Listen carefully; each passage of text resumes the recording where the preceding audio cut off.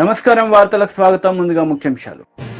శ్రీ కనకదుర్గ అమ్మవారిని దర్శించుకున్న ముఖ్యమంత్రి నారా చంద్రబాబు నాయుడు రాష్ట్ర దేశ ప్రజలు సుభిక్షంగా ఉండాలని చెల్లించుకున్న మొక్కులు. వైఎస్ఆర్సీపీ ఎమ్మెల్సీలతో ముఖ్యమంత్రి వైఎస్ జగన్ సమావేశం. 5 ఏళ్ల తర్వాత మళ్లీ అధికారంలోకి వస్తామని ధీమా వ్యక్తం. శ్రీ కనకదుర్గ అమ్మవారిని దర్శించుకున్నారు ముఖ్యమంత్రి నారా చంద్రబాబు నాయుడు. ఈ సందర్భంగా రాష్ట్ర దేశ ప్రజలు సుభిక్షంగా ఉండాలని మొక్కులు చెల్లించుకున్నారు.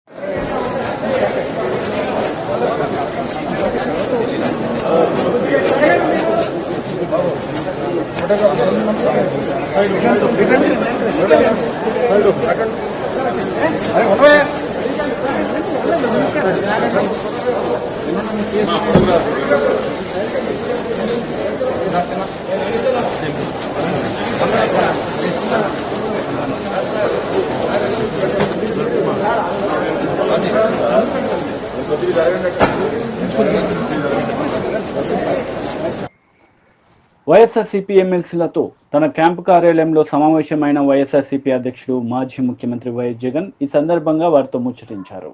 వేల కోట్ల రూపాయలు ఎటువంటి వివక్ష లేకుండా, ఎటువంటి లంచాలు లేకుండా, ఏ నెలలో ఏమిస్తామో అని ముందే చెప్పి క్యాలెండర్ ప్రకటించి ఆ నెలలో అది తప్పకుండా ప్రతి సంవత్సరం తూచా తప్పకుండా ప్రతి సంవత్సరం అది జరిగేట్టుగా చేస్తూ ఏకంగా 2,70,000 కోట్ల రూపాయల వివిధ పథకాల ద్వారా మాట తప్పకుండా జరగడం కూడా గతంలో ఎప్పుడూ కూడా చూడలేదు, జరగలేదు. ఇవన్నీ కూడా నేను ఏదైతే చెప్తా ఉన్నానో ఇవన్నీ ఎప్పుడు చూడని మార్పులు, గతంలో ఎప్పుడు జరగని సంస్కరణలు. విద్యారంగంలో అయితేనేమి, వైద్య రంగంలో అయితేనేమి, వ్యవసాయ రంగంలో అయితేనేమి, సామాజిక న్యాయం అంశంలో అయితేనేమి, మహిళా సాధికారత అంశంలో అయితేనేమి, గవర్నెన్స్ విషయంలో అయితేనేమి ఎప్పుడు జరగని చూడని సంస్కరణలను కూడా తీసుకొచ్చాం. ఇవన్నీ నేను ఏదైతే చెప్తా ఉన్నానో ఇవన్నీ మనం చేసి చూపించి ప్రజల మన్ననలు పొందిన తర్వాతే ఎన్నికలకు వెళ్ళాం. ఎన్నికల్లో ఏమైందో తెలీదు. 5 సంవత్సరాలు కళ్ళు మూసుకుంటే చాలా అయిపోయింది. 5 సంవత్సరాలు. మళ్ళీ 2024 నుంచి 2029 కూడా అదే మాదిరిగానే కళ్ళు మూసుకుంటే 2029 కూడా కళ్ళు మూసుకుంటే వచ్చేస్తుంది. ఇవి మనం గుర్తుపెట్టుకోవాల్సిన అంశం ఏమిటి అని అంటే సినిమాలో ఓన్లీ ఫస్ట్ హాఫ్ మాత్రమే అయ్యింది. గతంలో కూడా ఇదే మాదిరిగా పరిస్థితులు ఉన్నప్పుడు కూడా మనం ఏ మాదిరిగా పైకి లేచాము అన్నది కూడా మీ అందరికీ తెలిసిన విషయాలే. నేను ఒక్కటే మీ అందరికీ చెప్తా ఉన్నా, ప్రజల్లో ఈరోజు మనం చేసిన మంచి ఉంది. ఇంటింటికి మనం చేసిన మంచి ఇంకా బ్రతికే ఉంది. ప్రజల్లో ఈరోజు మనం చేసిన పాలన మీద విశ్వసనీయత అనే పదానికి అర్థం ఈ రోజుకి కూడా ప్రజల్లో ఉంది. గడప గడపకు మనం చేసిన మంచి ఇంకా ప్రజల్లో బతికే ఉంది. మరి ఇవన్నీ ఉన్నప్పుడు మళ్ళీ మనం లేయడం కూడా తథ్యం. కాకపోతే కొంచెం టైం పడుతుంది. ఆ టైం ఇవ్వాలి. ఆ టైం ఇచ్చినప్పుడు, అది జరిగినప్పుడు, పాపాలు పండినప్పుడు ఖచ్చితంగా మళ్ళీ మనం పైకి లేస్తాం. ఈ విషయం ప్రతి ఒక్కరం కూడా గుర్తుపెట్టుకోవాలి. ఎందుకు ఈ మాట కూడా చెప్తా ఉన్నానంటే రాజకీయాలలో అన్నిటికన్నా ముఖ్యమైన అంశం క్యారెక్టర్, విలువలు, విశ్వసనీయత. ఈ పదాలకు అర్థం తెలిసి ఉండడం రాజకీయాలలో చాలా అవసరం. రాజకీయం అంటే ఎల్లవేళలా అధికారమే కాదు. అధికారంలో లేనప్పుడు కష్టాలు ఖచ్చితంగా వస్తాయి. కానీ ఖచ్చితంగా కష్టాలు వచ్చినప్పుడు మనం ఖచ్చితంగా ఏ రకంగా రియాక్ట్ అవుతాం అన్నది మన చేతుల్లో ఉంది. విలువలు, విశ్వసనీయత లేని మనిషిగా రాజకీయాలు చేద్దామా, లేదా కష్టాలు వచ్చినప్పుడు ఆ కష్టాలను ఎదుర్కొని హుందాగా నిలబడుతూ మళ్ళీ 5 సంవత్సరాలు కళ్ళు మూసుకుంటే 5 సంవత్సరాలు అయిపోతాయి, మళ్ళీ 5 సంవత్సరాల తర్వాత మన పాలన వస్తుంది, మన ప్రభుత్వం వస్తుంది, అప్పుడు మళ్ళీ మనమే ఆందోళన ఎక్కుతామన్నది కూడా గుర్తుపెట్టుకొని అడుగులు వేస్తామా అన్నది మనలో ప్రతి ఒక్కరూ కూడా ఆలోచన చేసుకోవాలి. ఇదే మన ప్రభుత్వం అధికారం. శాసన మండలి సభ్యులు పంచుమర్తి అనురాధ మీడియా సమావేశం నిర్వహించారు. ఈ సందర్భంగా పలు అంశాలపై ఆమె మాట్లాడారు. ఆంధ్ర రాష్ట్రంలోనే కాకుండా ఏకంగా ఉపరాష్ట్రపతి గారిని కూడా కలిసి ఢిల్లీలో శవరాజకీయాలు చేస్తా ఉన్నారు. ఏదో తెలుగుదేశం పార్టీ దాడులు చేస్తుంది, మమ్మల్ని బ్రతకనివ్వటం లేదు, లా అండ్ ఆర్డర్ ప్రాబ్లం వచ్చింది అని చెప్పి లేని విషయాలు మళ్ళీ నమ్మబలికే విధంగా మాట్లాడటం నిజంగా సిగ్గుచేటైన విషయం అని చెప్పి ఈ సందర్భంగా నేను మనవి చేస్తా ఉన్నా. అసలు శవరాజకీయాలు అంటే ఎలా ఉంటాయో మీకు చెప్తాను, దాడులంటే ఏ రకంగా ఉంటాయో చెప్తాను. మా కార్యకర్తల పైన కానీ మా పార్టీ పైన కానీ ఏ రకంగా దాడులు చేశారో వాటిని దాడులు అని అంటారు అని చెప్పి మీకు గుర్తు చేయడానికే ఈరోజు నేను ఈ ప్రెస్ మీట్ అటెండ్ అవటం జరుగుతుంది. పల్నాడు జిల్లాలో తోట చంద్రయ్య అనే మా కార్యకర్తని జై జగన్ అని అంటావా లేదా అని చెప్పి అడిగి జై జగన్ అని నేను జై చంద్రబాబు అనే అంటాను అని మాట్లాడినందుకు తోటా చంద్రయ్య గారిని అక్కడికక్కడే నరికి చంపేశారు. దాన్నే హత్య అంటారు, దాడులు అంటారు. అలాగే పల్నాడు జిల్లాలో కంచర్ల జల్లయ్య యాదవ్ అనే అతన్ని ఇదే రకంగా నరికి చంపేయటం జరిగింది. అదేవిధంగా దాచేపల్లిలో మాజీ సర్పంచ్ పరిశెట్టి అంకులు కాపు సామాజిక వర్గానికి సంబంధించిన సర్పంచ్ని దాడి చేసి కత్తితో నరికి పొట్టలో పేగులు బయటికి వచ్చేలాగా మీరు హత్య చేశారు అనే విషయాన్ని ప్రజలందరూ కూడా గమనించారు. ఆ రకంగా వాటిని దాడి చేయటం, హత్యలు చేయటం అని అంటారని చెప్పి మీకు చెప్పదలుచుకున్నా. అలాగే అమర్నాథ్ గౌడ్ని మా అక్కను ఏడిపించదురా బాబు అని చెప్పి నోరు తెరిసి తమ్ముడుగా అడిగినందుకు నోట్లో గుడ్డలు కుక్కి పెట్రోల్ పోసి చంపేశారే తెల్లవారుజామున, దాన్ని కక్ష రాజకీయం, దాడి చేయటం, చంపడం అనేది దాన్ని అంటారు. అదేవిధంగా ప్రకాశం జిల్లాలో ట్రాక్టర్తో హనుమాయమ్మ అనే ఒక ముసలావిడిని గుద్దించేశారు. అదేవిధంగా చంద్రబాబు నాయుడు గారి ఇంటి మీద మాజీ ముఖ్యమంత్రి వారు Z+ కేటగిరీలో ఉన్నారు. వారు ఇప్పుడు ప్రెసెంట్ ముఖ్యమంత్రిగా పనిచేస్తా ఉన్నారు. అలాంటి చంద్రబాబు నాయుడు గారి ఇంటి మీద మీ ఎమ్మెల్యే జోగి రమేష్ని దాడికి పంపించారు మీరు. వాటిని దాడులు అని అంటారని చెప్పి ఈ సందర్భంగా తెలియజేస్తా ఉన్నా. అలాగే మా పార్టీ ఆఫీస్ పైన మీరు మధ్యాహ్నం పూట నిస్సిగ్గుగా వచ్చి దాడి చేసి మా సోషల్ మీడియా పర్సన్, ఒక చేనేత వర్గానికి సంబంధించిన వ్యక్తి బద్రి అనే అతన్ని తల పగలు కొట్టారు. ఎదురొచ్చిన వాళ్ళందరినీ, మా నాలెడ్జ్ కమిటీలో ఉన్న వాళ్ళందరినీ కూడా వాళ్ళని కూడా చితకబాదారు. దాన్ని దాడి అని చెప్పి అంటారు. అదేవిధంగా పట్టాభి గారిని ఏ రకంగా చేశారు. మాజీ మంత్రి అనిల్ కుమార్ యాదవ్ ప్రెస్ మీట్ నిర్వహించారు. ఈ సందర్భంగా పలు అంశాలపై ఆయన మాట్లాడారు. అవకాశాలు ఇచ్చారు ప్రభుత్వాలకు కూడా. ఈ రోజు కూడా ఖచ్చితంగా ఈ రోజు అయిందే 4వ తారీఖు ఎన్నిక అయిపోయింది. ఎన్నిక అయిపోగానే వచ్చి రోడ్ల మీద పడవం కదా. వచ్చిన తర్వాత ఆ ప్రభుత్వానికి టైం ఇస్తాం, వచ్చి ఉంటాం, అంతమించి ఇంకేం లేదు. అన్నిటికీ సిద్ధపడే వాళ్ళమే. అన్నిటికీ కూడా కష్టాలకి రాజకీయాల్లోకి వచ్చినప్పుడు ఇప్పుడు కూడా గెలుపులే ఉండం, ఓటమి ఉంటుంది, గెలుపు ఉంటుంది.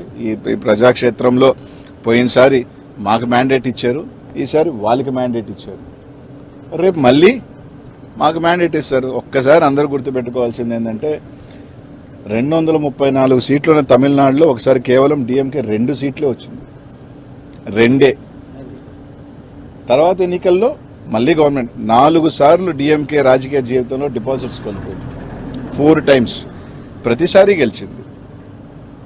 కాబట్టి 2019లో మేము గెలిచినప్పుడు తెలుగుదేశం పని అయిపోయింది అన్నారు, ఇప్పుడు మా పని అయిపోయింది అది అంటున్నారు. సరే 2029కి ఏ విధంగా బౌన్స్ బ్యాక్ అవ్వాలి, ఏ విధంగా ప్రజలకు అండ ఉండాలి అంతా కూడా రచిస్తారు ముఖ్యమంత్రి మా జగనన్న. తప్పకుండా బౌన్స్ బ్యాక్ అవుతాం, తప్పకుండా వస్తామని చెప్పి తెలియజేస్తాం.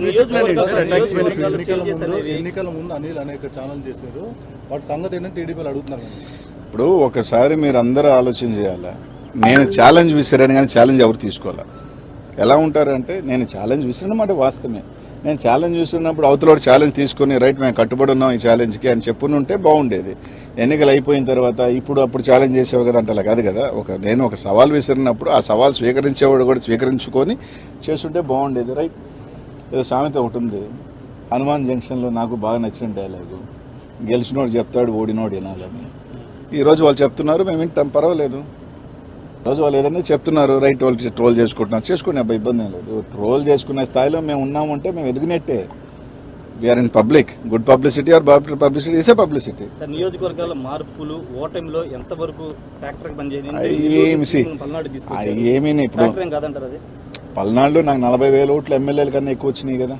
అంటే మీ కొరకే కదా ఓవరాల్ చెప్తున్నా. కాబట్టి అదేం పెద్ద నేను కోరుకోను. ఎందుకంటే ఇంత పెద్ద ఎలక్షన్ దీంట్లో కొన్ని దగ్గరలో చూసుకున్నప్పుడు రకరకాల అనుమానాలు ఉన్నాయి, రకరకాలు ఉన్నాయి. కాబట్టి అదేం పెద్ద ఫ్యాక్టర్ నేను అనుకోను. వేరియస్ రీజన్స్ అన్వేషిస్తూ ఉన్నారు. కొన్ని మాకు తెలుసుకోని కారణాలు, మా నాయకులు కూడా కారణాలు ఎందుకు పోయినాయి, రకరకాల కారణాలు వాళ్ళు అన్వేషిస్తున్నారు, మేము అన్వేషిస్తున్నాం. తప్పకుండా దాన్ని అంతా కూడా ఓవర్ హెడ్ చేసుకొని వాళ్ళు ఇచ్చిన హామీలు కానీ రకరకాలు కానీ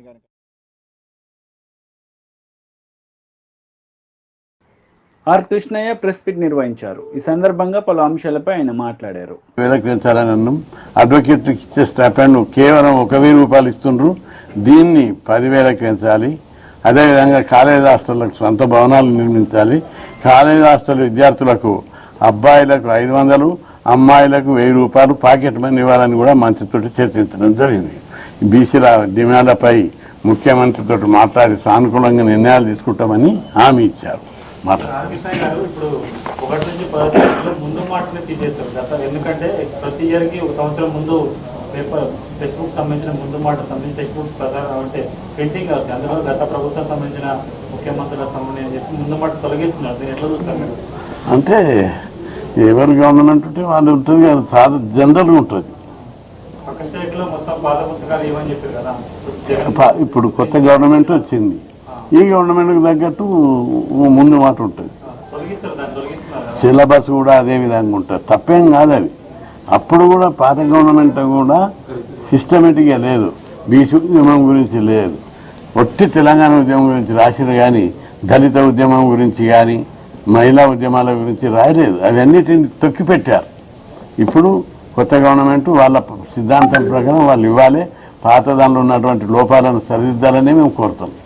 బీసీ ఉద్యమాలు ఇవ్వాలి, దళిత ఉద్యమాలు ఇవ్వాలి, మహిళా ఉద్యమాలు ఇవన్నీ సిలబస్ పెట్టాలి, మహనీయుల జీవిత చరిత్రలు పెట్టాలని చెప్పి నేను డిమాండ్ చేస్తున్నాను.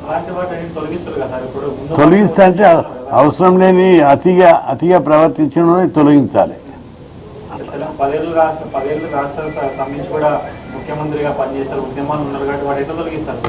అంటే కేసీఆర్ జీవిత చరిత్ర కావాలన్నా? అంటే నాయకుల జీవిత చరిత్రలు కాదు, పిల్లలకు సబ్జెక్టు కావాలి. పిల్లలకు సబ్జెక్టు జ్ఞానం బోధించే సబ్జెక్టు కావాలి, దాన్ని పెట్టమని అడుగుతాం తప్ప రాజకీయ నాయకుల జీవిత చరిత్రలు పెద్ద ఆదర్శవంతంగా ఉంటే పెట్టవచ్చు. కానీ మహాత్మా జ్యోతిరావు పూలేది పెట్టవచ్చు, అంబేద్కర్ది పెట్టవచ్చు, గాంధీది పెట్టవచ్చు, నెహ్రూది పెట్టవచ్చు. ఇట్లాంటి గొప్ప గొప్ప నాయకులై పెట్టాలి తప్ప స్థానిక నాయకులై ఎక్కడ ఏది దాని మీద నాకు ఇంకా డీటెయిల్స్ తెలియయి, చూసినాక నేను మాట్లాడుతాను దాని మీద. ఇప్పుడు నేను చెప్పిన యాంగిల్కే నేను కట్టుబడి ఉన్నా. మహాత్ములు దేశాని కోసం త్యాగం చేసిన నాయకులై తొలగించవద్దు. మెడికల్ కౌన్సిలింగ్ స్టార్ట్ అవుతుంది. అయితే గత 3 సంవత్సరాలుగా మెడికల్ కౌన్సిలింగ్ లోపల ఎస్సీ, ఎస్టీ, బీసీలకు అన్యాయం జరుగుతుంది. మెరిట్లో వచ్చినటువంటి అభ్యర్థులను రిజర్వేషన్లో పెడుతున్నారు. ఈ విధానం గతంలో సుప్రీంకోర్టు ఇచ్చిన తీర్పుకు లేదా 2001లో 550 జీవో స్టేట్ గవర్నమెంట్ జారీ చేసింది. దానికి విరుద్ధంగా ఈ రిజర్వేషన్లను బీసీ, ఎస్సీ, ఎస్టీ రిజర్వేషన్లకు తుంగల దొక్కి అన్యాయం చేస్తున్నారు. కాబట్టి వెంటనే ఆ జీవోను మార్చాలి. పాత జీవో ప్రకారం 550 జీవో ఉంది, ఆ జీవో ప్రకారం రిజర్వేషన్లు ఇంప్లిమెంట్ చేయాలని చెప్పి బీసీ సంక్షేమ శాఖ మంత్రితోటి చర్చలు జరపడం జరిగింది. అయితే దీని మూలంగా ఏటా 300 మంది బీసీ, ఎస్సీ, ఎస్టీ అభ్యర్థులకు ఎంబీబీఎస్ సీట్లు రాకుండా పోతుంది, అన్యాయం జరుగుతుంది. అందుకే దీన్ని సమూలంగా మార్చాలి. పాత జీవో 550 ఏదైతుందో అదే జీవో ప్రకారం ఇవ్వాలి అడ్మిషన్లు అని చెప్పి కోరడం జరిగింది. వాళ్ళు దాని మీద వెంటనే మంత్రి గారు స్పందించి ప్రిన్సిపల్ సెక్రటరీ గారిని పిలిపించి దీని మీద ఉన్నత స్థాయి బీసీ కమిషన్, ఎస్సీ కమిషన్ వాళ్ళను, హెల్త్ డిపార్ట్మెంట్ వాళ్ళని పిలిపించి చర్యలు తీసుకోవాలి, న్యాయం చేయాలి. రిజర్వేషన్లకు గతంలో ఎట్లున్నదో 550 జీవో ప్రకారం ఈ అడ్మిషన్లు జరపాలని చెప్పి ఆదేశాలు జారీ చేశారు. ఇదే సందర్భంగా మంత్రి గారికి ఇంకో విషయాన్ని కూడా, ఈ మధ్య ప్రభుత్వము గురుకుల రెసిడెన్షియల్ పాఠశాలను సెమీ రెసిడెన్షియల్ పాఠశాలలుగా మారుస్తాము, తల్లిదండ్రులకు పిల్లలకు సంబంధాలు లేకుండా పోతున్నాయని చెప్పారు. మేము అన్నాము సెమీ రెసిడెన్షియల్ పాఠశాలలుగా మార్చొద్దు. సెమీ రెసిడెన్షియల్ పాఠశాలలు ప్రభుత్వం లోపలనే లేవు, రెసిడెన్షియల్ ప్రైవేట్లో శ్రీ చైతన్య, నారాయణ, శ్రీ గాయత్రి అనేక గురుకులాలు ఉన్నాయి కార్పొరేట్ స్థాయిలో. వాళ్ళతోటి సంబంధాలు ఆ గురుకుల. వార్తలు ముగించే ముందు ముఖ్యాంశాలు మరోసారి. శ్రీ కనకదుర్గ అమ్మవారిని దర్శించుకున్న ముఖ్యమంత్రి నారా చంద్రబాబు నాయుడు రాష్ట్ర దేశ ప్రజలు సుభిక్షంగా ఉండాలని చెల్లించుకున్న మొక్కులు. వైఎస్ఆర్సీపీ ఎమ్మెల్సీలతో ముఖ్యమంత్రి వైఎస్ జగన్ సమావేశం.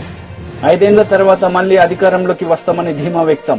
ఈ వార్తలు ఇంతటితో సమాప్తం. తిరిగి ప్రసారమయ్యే వార్తలు మళ్ళీ కలుద్దాం. అంతవరకు సెలవు. నమస్తే.